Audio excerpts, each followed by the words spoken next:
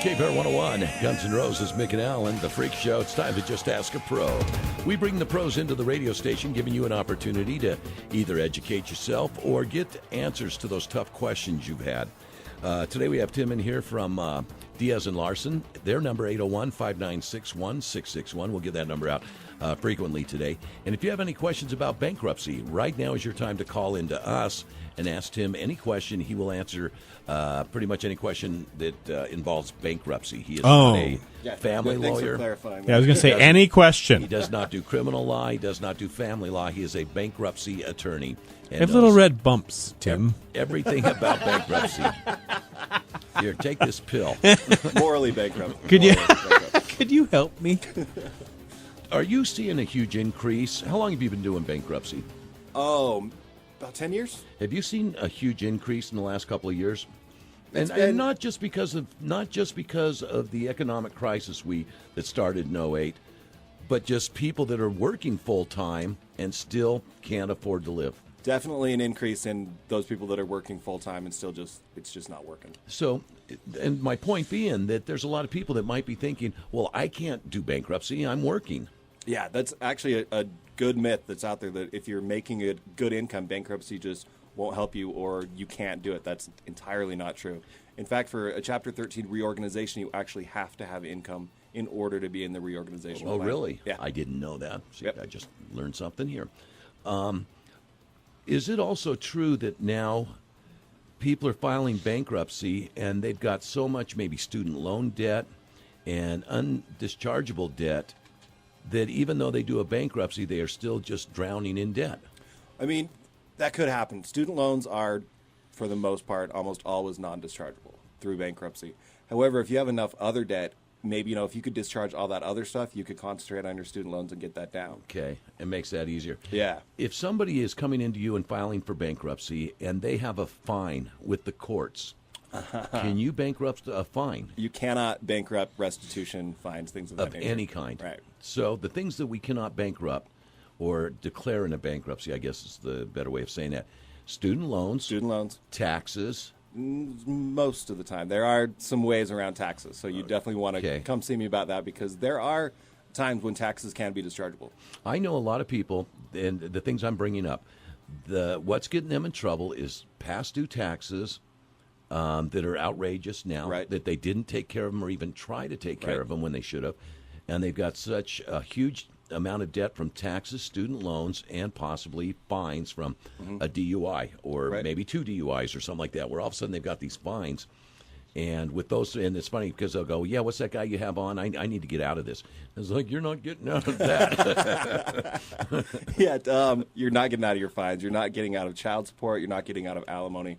Most of the time, well, almost all the time, you're not getting out of student loans. And taxes are a little tricky. It depends on how old they are when you file those taxes and what kind of taxes they are. But like you said, if you had other debt, like credit card or other thing that you could get, if you can get out of that, taken care of, that you can concentrate on the things you can't get out of, then you could actually get in a little better shape. Yeah. Is it true that very rarely that is all the debt you have? Usually when you have that kind of debt, there's there's definitely always other stuff that follows that. I mean, it may be your big thing, taxes, some student loans, stuff like that, but I've never actually met with anybody who just had that. Okay.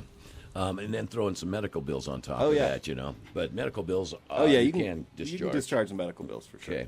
Okay.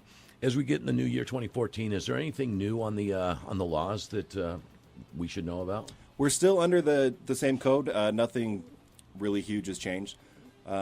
Again, just get your taxes done. That's a hugely important thing. Also, so even if you're going to file, if you're thinking about filing bankruptcy, get your taxes done first? You absolutely. Okay, gotcha. Yep, hugely important. If I haven't done my taxes yet, it still can call you? Oh, yeah. And we can still discuss everything? Yeah. We can still discuss what chapter's best for you, what you qualify for, and then we'll have you get your taxes done. So it's really just the first thing to do is make that phone call to Diaz and Larsen, and they will assist you in getting everything in order. And when you start, if you're thinking about bankruptcy, even it's just a thought, start saving all the mail that you get from all the people trying to get money from you. Because when you go in, you're going to need all that stuff. Right. I'm not a magic 8-ball, crystal ball. I mean, a lot of times that happens. People say, well, what do I owe? I have no way of knowing that. I don't know. You got to tell me. They think that you can turn to a certain page somewhere, and there it all is. Yeah, I'm not going to know that. Yeah, and you want to make sure that you have all of it, because when you go through a bankruptcy, if you leave somebody out just because you forgot, then you're not out of that, right? Or kind of, yeah. Kind of. There's if you inadvertently miss a creditor, there's some case law out there that states that creditor is still discharged. And what happens, Tim, if you get through, you do the discharge, everything's cool, and then you still get letters from a, say, doctor's office? Mm-hmm. I told somebody recently to call you because they're getting letters still. Yeah, if you're still getting letters after your discharge, that is actually a violation of the discharge order. Those creditors can actually, worst case scenario, they could be sanctioned. So yeah, most of the time they do it inadvertently. They just paperwork's crossed in the mail, something like that. They're not really meaning to, but it is against the discharge order for any creditor to contact you after that. So if you still keep getting phone calls, can you say "Stop calling me in your face"? Yeah, something absolutely. like that. Yeah. Hashtag in your face. Yeah. Hashtag in your face. Then I'm curious, because I told this person also because they didn't want to write a letter to the company. I go, well, I think your lawyer will write them a letter. If you were represented by somebody in a bankruptcy, just call them. It's typically just a call on our part or a simple letter. Okay. Can I ask you a question too? I heard this the other day, and I was dumbfounded that this is the truth, and I guess it's the truth. If somebody owes, like we were talking, fines or other things that are non-dischargeable in something like this, and they are unable to pay them, even if they go after you to get them, and they happen to be married, they can go after their spouse. No, I was just hearing a similar thing like that too. I'm not a state court attorney. I'm a professor in criminal law, but I don't know how in Utah you would go after the non-offending spouse. Yeah, when I heard that, I was like, that doesn't make sense to me. Crime. Yeah. So yeah, I think that would be fairly difficult. Okay. To do. Well, and I just wondered if you'd ever faced anything like that with having somebody, filing for a bankruptcy, but they were having to bankrupt somebody else's fine because it was being taken out of their paycheck. I've never seen that. Okay. No, never seen that. It's always been the person's own crime. Gotcha. Yeah, that doesn't make any sense to me. The wife goes out and robs a bank. She gets arrested, and then they sentence her to 10 years in prison. Yeah. And the husband has to go to 10 years too. Has to, or while she's in prison is paying the fine. That doesn't make any sense to me. It doesn't make sense. He didn't do anything wrong. Right. You just as well go out and commit a crime at that point. I mean, if that's the case, it doesn't make sense. Okay. When I heard that, I was like, that doesn't make sense. No, it doesn't make sense to me either. But you're the one who said it happened, so I'm going to have to go with that. But I can't believe.